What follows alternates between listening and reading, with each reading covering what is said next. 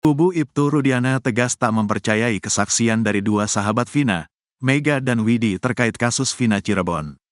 Bahkan sembari menyindir, kubu Rudiana menyebut Mega dan Widi cuma halusinasi saat menceritakan detik-detik Vina ditemukan kritis lalu meninggal dunia. Alih-alih percaya dengan Mega dan Widi, kubu Rudiana lebih meyakini kesaksian Suroto, mantan mandor desa yang mengaku sempat mendatangi TKP ditemukannya Vina dan Eki 8 tahun lalu. Seperti diketahui, Suroto sempat bersaksi bahwa dialah yang pertama melihat kondisi jasad Eki dan Vina yang kritis di jembatan Talun sebelum pihak kepolisian datang. Karena kesaksian Suroto itulah, kasus Vina dan Eki diyakini sebagai pembunuhan, bukan kecelakaan. Waktu itu menunjukkan pukul 10 malam, saya sebagai mandor desa karena rutin keliling di wilayah Talun, saya sampai di jembatan itu di situ udah ada banyak pengguna jalan pada berhenti dan melihat korban tergeletak di situ. Saya menanyakan, ini kenapa Pak, ini kecelakaan, tidak ada yang menolong, kata Suroto dalam YouTube Kang Deddy Mulyadi Juni tahun 2024. Namun belakangan, kesaksian Suroto diragukan oleh berbagai pihak. Salah satu yang meragukan cerita Suroto adalah mantan Kabareskrim Komjen Pol Purn Susno Duaji. Susno tegas menyebut Suroto mengurai cerita bohong soal kasus Vina. Banyak saksi-saksi yang enggak jelas, berbohong, termasuk Suroto. Yang dulu saya puji-puji bagus ternyata bohong juga Suroto, ujar Susno Duaji. Yang pertama menemukan justru orang yang melapor pada Polsek kan gitu. Jadi banyak saksi ngaku-ngaku yang pertama ngaku-ngaku hebat tapi bohong juga, sambungnya. Selaras dengan keraguan Susno Duaji atas keterangan Suroto, belakangan dua sahabat Vina, Mega dan Widi mengurai kisah mengejutkan. Bak menjawab keraguan Susno Duaji, Mega dan Widi mengungkap percakapan terakhirnya dengan mendiang Vina.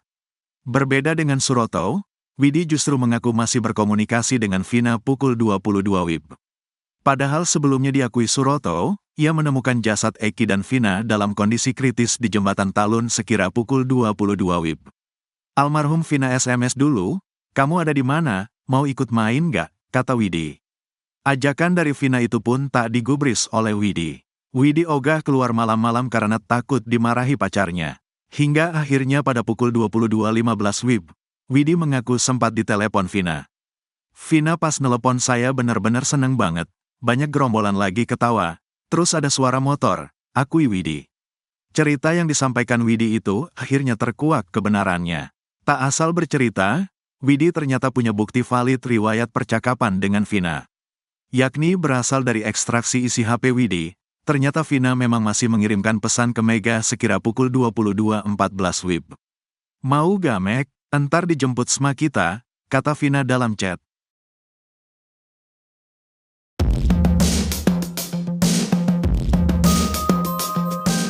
Ritual sumpang pocong yang dilakukan mantan terpidana kasus Vina Cirebon, Saka Tatal rupanya menuai sorotan sejumlah kalangan.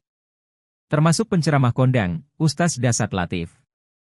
Ritual sumpah pocong yang dilakukan Saka Tatal digelar di Padepokan Agung Amparan Jati, Cirebon, Jawa Barat pada Jumat, 9 Agustus 2024, lalu. Ustaz Dasat Latif menyebut, saat ini banyak orang yang sudah kehilangan akal sehatnya sampai melakukan sumpah pocong. Terlebih, ritual yang tak diajarkan dalam agama Islam ini untuk melakukan pembuktian hukum. Menurutnya, hal tersebut membuat makin hancurnya penegakan hukum yang ada di negara Indonesia. Bahkan, saking kecewanya dengan warga yang nekat melakukan sumpah pocong, Ustaz Dasat Latif bahkan menuliskan kata, beleng-beleng. Ungkapan Bugis itu apabila diartikan dalam bahasa Indonesia adalah sangat bodoh. Hal itu diungkapkan Ustaz Dasat Latif dalam akun Instagram pribadinya. Makin hancur penegakan hukum kita, sudah melibatkan dunia mistik, makin kehilangan akal sehat.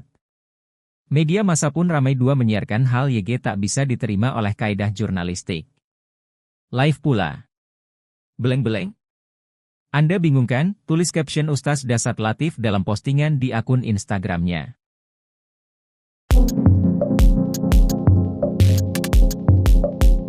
Gelagat terpidana Sudirman membuat terpidana Hadi dan kawan-kawan sesama kuli bangunan syok dan terpukul hingga mereka terseret dalam kasus Vina Cirebon. Hal ini diceritakan saksi Aldi yang juga turut hadir menjadi saksi di persidangan kasus Vina Cirebon yang digelar 2017 silam. Aldi menceritakan bahwa Sudirman tidak mendapat penyiksaan parah seperti terpidana lainnya yang diantaranya ada kakak kandungnya sendiri. Diketahui, Sudirman selalu memberikan jawaban, iya, ketika ditanya petugas, termasuk pengakuan di pengadilan terkait Vina dan Eki itu yang buat Aldi geleng-geleng. Dalam persidangan pada tahun 2017, Sudirman melakukan hal yang serupa, namun nampaknya hakim lebih percaya kepada Sudirman yang dikenal alami keterbelakangan. Bahkan Sudirman mengaku jika para terpidana lain turut membunuh Vina dan Eki, Aldi yang sudah menceritakan kejadian sebenarnya dibuat pusing dengan jawaban itu. Hakim lantas menilai pengakuan para terpidana lain sebagai kebohongan, kecuali Sudirman yang diperkuat kesaksian Aep dan Dede pada saat itu.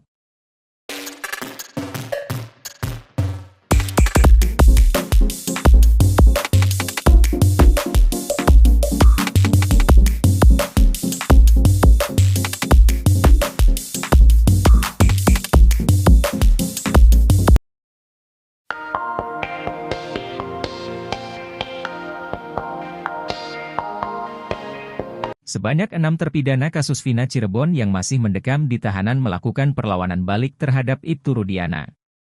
Kuasa hukum terpidana kasus Vina Cirebon melaporkan Ibtu Rudiana atas dugaan penyiksaan saat penangkapan 8 tahun lalu.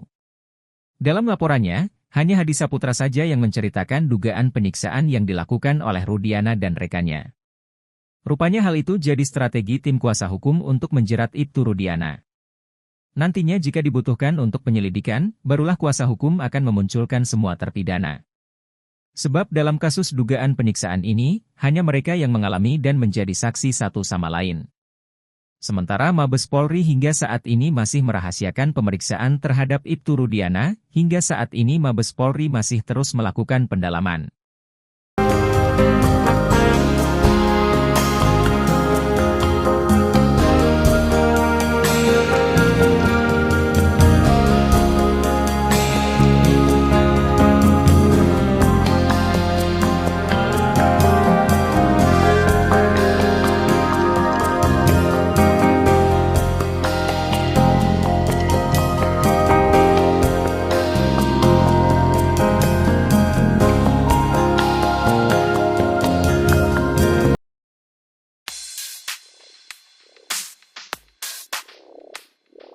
Kubu Ibtu Rudiana tegas tak mempercayai kesaksian dari dua sahabat Vina, Mega dan Widi terkait kasus Vina Cirebon. Bahkan sembari menyindir, kubu Rudiana menyebut Mega dan Widi cuma halusinasi saat menceritakan detik-detik Vina ditemukan kritis lalu meninggal dunia. Alih-alih percaya dengan Mega dan Widi, kubu Rudiana lebih meyakini kesaksian Suroto, mantan mandor desa yang mengaku sempat datangi TKP ditemukannya Vina dan Eki. Seperti diketahui, Suroto sempat bersaksi bahwa dialah yang pertama di TKP, karena itulah, kasus Vina dan Eki diyakini sebagai pembunuhan, bukan kecelakaan. Berbeda dengan Suroto, Widi justru mengaku masih berkomunikasi dengan Vina pukul 22 WIB, padahal Suroto mengaku menemukan jasad sekira pukul 22 WIB. Ogah mempercayai cerita Mega dan Widi, kuasa hukum Rudiana, Pitra pun mengungkit kasus Vina sebagai pembunuhan bukan kecelakaan. Karenanya, Pitra pun menantang Widi dan Mega untuk adu bukti soal apakah kasus Vina adalah kecelakaan atau pembunuhan.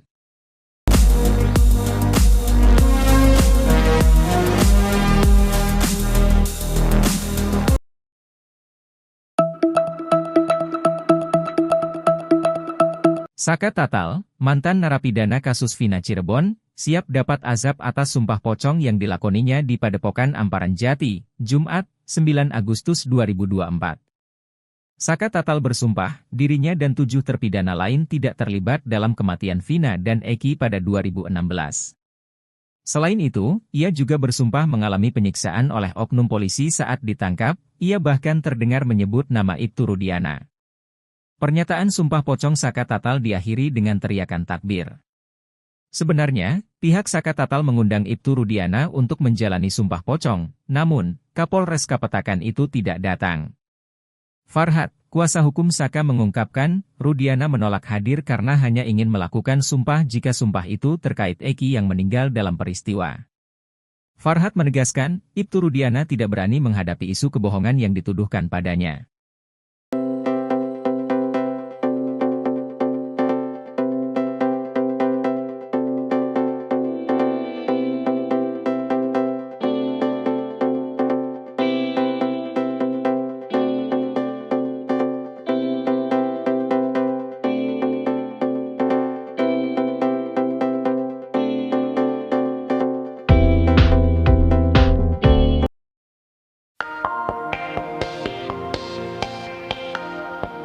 Keberadaan Sudirman yang misterius belakangan diungkap batang hidungnya oleh kuasa hukum Saka Tatal, Dadan Mariana.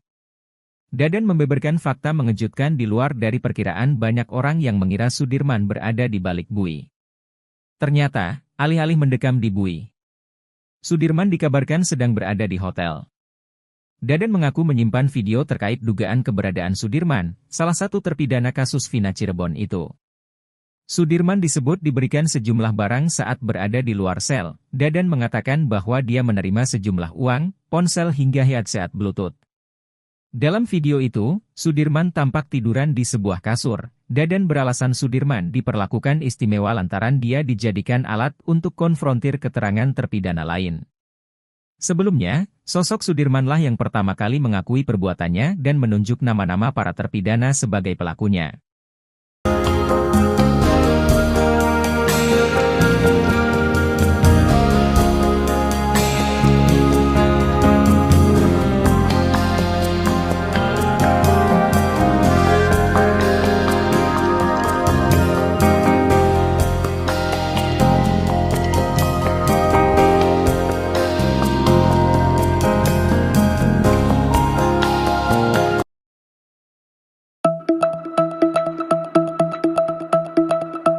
Sumpah pocong yang dilakukan Saka Tatal terkait kasus Vina Cirebon dinilai menjadi pukulan keras untuk Mabes Polri. Hal ini dikatakan praktisi hukum, Tony RM. Tony mengatakan bahwa karena lambatnya pengungkapan kasus, Saka Tatal pun membuat cara sendiri. Meski sumpah pocong ini tidak ada kaitannya secara langsung dengan perkara, tapi ini menjadi peringatan bagi polisi. Tony RM, yang merupakan kuasa hukum Pegi menyebut, sumpah pocong yang dilakukan oleh Saka Tatal sebagai sinyal keras bagi Mabes Polri untuk menuntaskan kasus Vina. Ia menjelaskan, meskipun Mabes Polri telah membentuk tim khusus untuk mengusut kembali kasus Vina dan Eki, hingga kini belum ada hasil konkret yang dipublikasikan. Tony menilai, lambannya penanganan oleh Mabes Polri memaksa Saka Tatal, yang sebelumnya dinyatakan bersalah, untuk cari keadilan dengan cara lain. Namun, Tony menegaskan bahwa sumpah pocong tersebut tak akan mempengaruhi proses hukum, termasuk peninjauan kembali (PK) yang diajukan oleh Saka Tatal.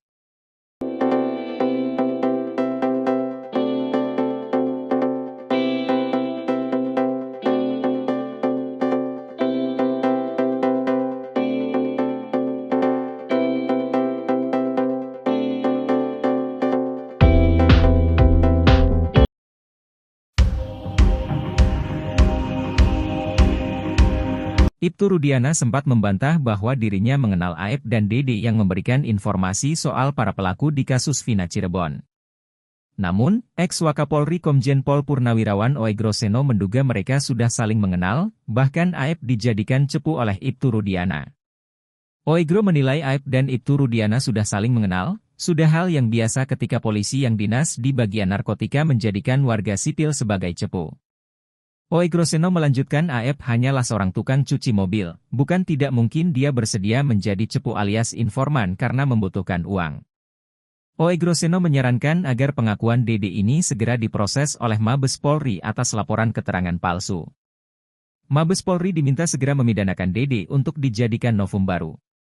Sebelumnya, Ibtu Rudiana, ayah Eki mengungkapkan bahwa dirinya tak mengenal Aep dan Dede, ia mengaku baru bertemu satu kali.